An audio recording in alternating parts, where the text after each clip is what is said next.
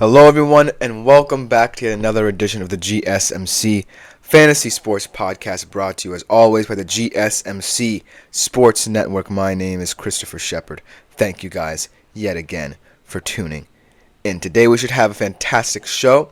We are going to stick with some terms of betting odds today with the NBA MVP odds. The upcoming season is fast approaching, if you can believe it. So, why not look ahead a little bit at those odds? And then we are going to continue our IDP player profiles as well. Nice little crop of players here, both young and in the primes of their careers. So it should be an overall fascinating show. Before we get into any of that, I do want to remind you, though, yet again, to like, follow, and subscribe to the show and the network as a whole. Everything you do for this network is greatly appreciated by all. Also, if you do feel so inclined, please consider leaving a tip or donation at the link gsmc.cloud. It is a huge support to both me, my fellow podcasters, and ultimately the network as a whole. So anything you do is greatly appreciated on that front as well. You can consider leaving a question, comment, or concern as well, and it will be addressed or answered at the beginning of the next episode. Without further ado, let's jump right into today's show, which should be a fantastic segment to start off the day, sticking in the world of betting odds with the NBA. And of course, in a big man's game, this top five that I have prepared for you guys is very big man heavy. Although there are a couple guards, a couple hybrids, but there is a certain duopoly at the top of this list that we'll have to see if it can be breached during this regular season coming up. Without further ado, let's jump right into it. And starting off at number 5 is a guy who may not have the help anymore that he has had in the past, mainly due to age concerns and the way other people's styles of play around him have developed. But no matter, he is still one of the best players in the league, and that is the Greek freak, Giannis Antetokounmpo. Plus 650. I believe that Giannis is kind of one of those bets where you're betting on players around him to somehow sustain the brilliance of what Giannis can do. And that's a tough ask considering the players that he now has and how old they are. Chris Middleton's game is not necessarily, the most compatible with age, and as we can see, it's not necessarily aging as well as we thought it would. Bobby Portis is decent defensively. Offensively, sometimes he can get going, but not necessarily. And then Brook Lopez, as we know, one of those centers who can stretch the floor a little bit, but as he's getting older as well, there's a lot to be concerned about there. But when I look at Giannis, it's just too, weird to not consider him an MVP candidate, even though the team around him might not have the oomph to sustain him and the verve to really coalesce around him anymore. But that being said, I'm still comfortable saying that Giannis is a top 5 player in the NBA right now. I believe that he is well deserving of this list. It's just that the guys above him have better teams around him and better structures in place. And, Giannis might not always be a Milwaukee Buck. The Supermax extension was signed, but there are feelings and rumors that he could branch out and leave. But ultimately, as a Milwaukee Buck, they want the best years out of him now, and they are going to get them, no matter who he is playing with, because he is Giannis Antetokounmpo, and his style of play can't really be stopped by many.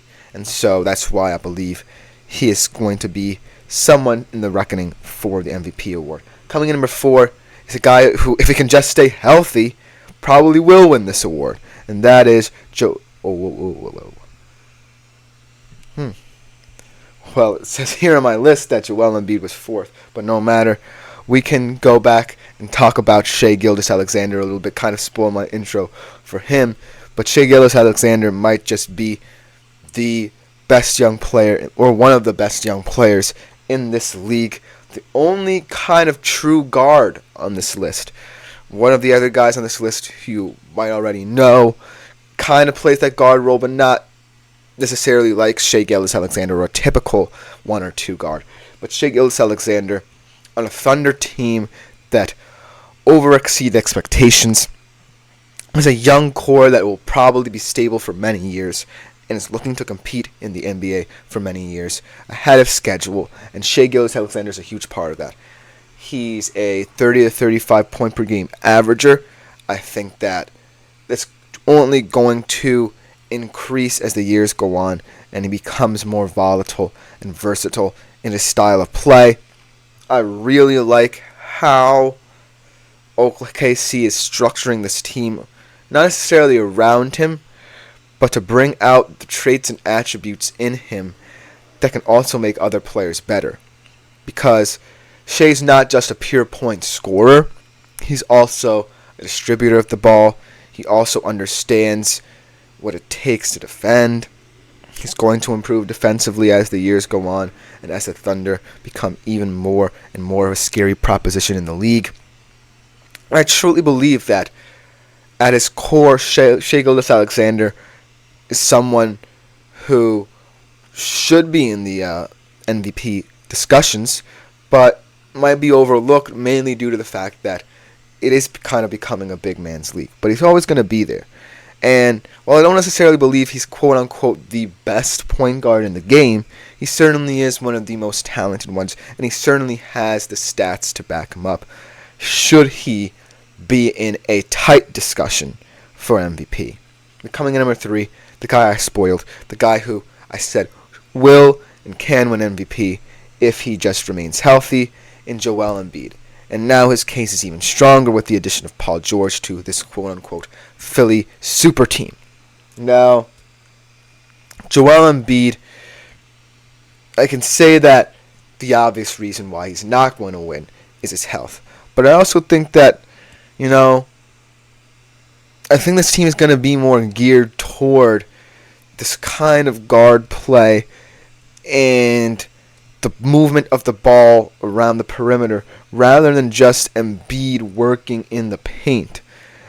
And what I mean by that is Paul George is one of the best shot creators in the NBA. And so too is Tyrese Maxey to a certain extent. And so when you bring in a third piece to this puzzle of trying to get over the hump, and you have a guy who is dominant in the paint and is one of the revolutionaries of this big man-centric league, I really think that it's going to be a weird dynamic at first for the Philadelphia 76ers to determine how are we going to get all 3 of these different players so good looks in an offense. And when I think about Maxey, I think, well, use his speed, his ability to get to his spots, and so on and so forth. And with Paul George, just use his basketball IQ and court vision and intelligence to kind of open up his own lanes. Before Embiid, it kind of gets a little bit muddy because the Philadelphia 76ers' MO was always to try and get him in the paint, get him working on some guys. And so I feel as if Joel Embiid's MVP case stems from what people know of his dominance, but not necessarily from how he's going to fit into the structure of this big 3. I still think he's the best player out of those 3 guys, but is he going to be the one who people want to feed often enough for him to get as many stats as he should? And that's the question now for this Philadelphia 76ers offense to figure out. But without further ado, let's get into our top 2, who leaves no doubt as to who they are.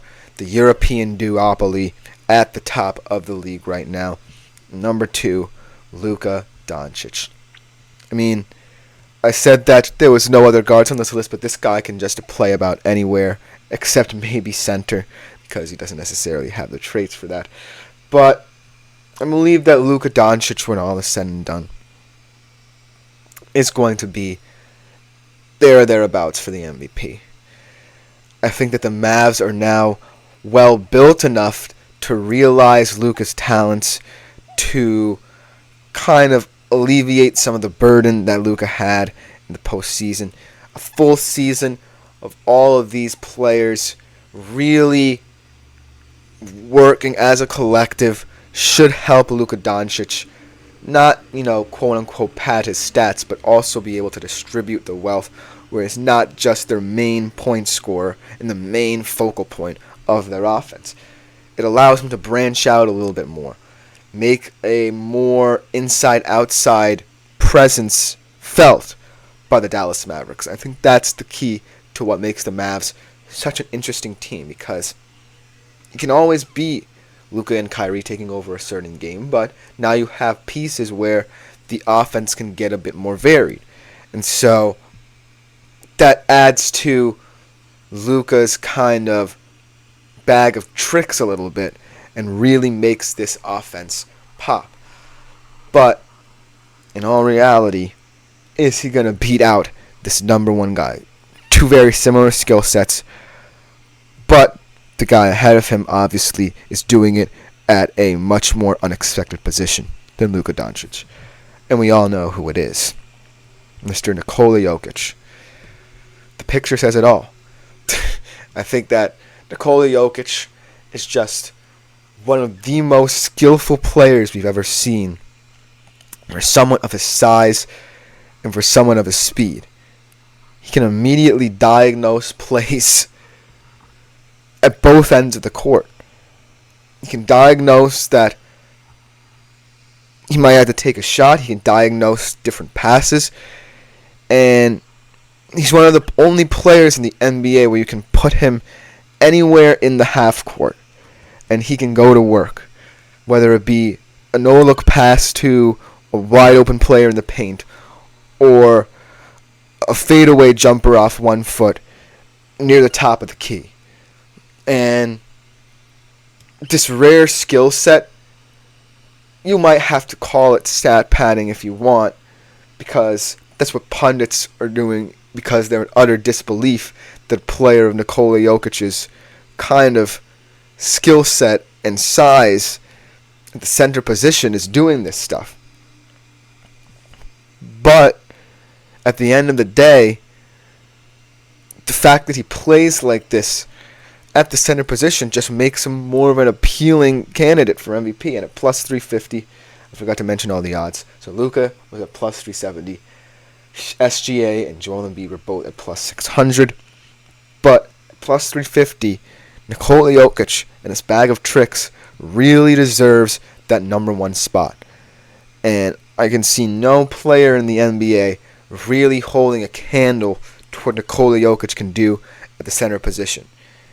And because he's a center, a lot of value and weight is placed on that in terms of voting. So, in terms of betting, I really think that Nikola Jokic is the safest bet for you guys. If you want a nice little long shot, though, I kind of like SGA as the only guard on this list, because who knows?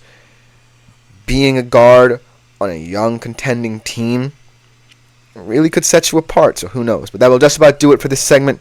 Coming up next, we transition to our IDP player profiles with a guy on a defense that's really looking to lock down everybody and maybe become one of the great units in the league. We'll be right back to discuss who that is on the GSMC Fantasy Sports Podcast. I feel like I'm losing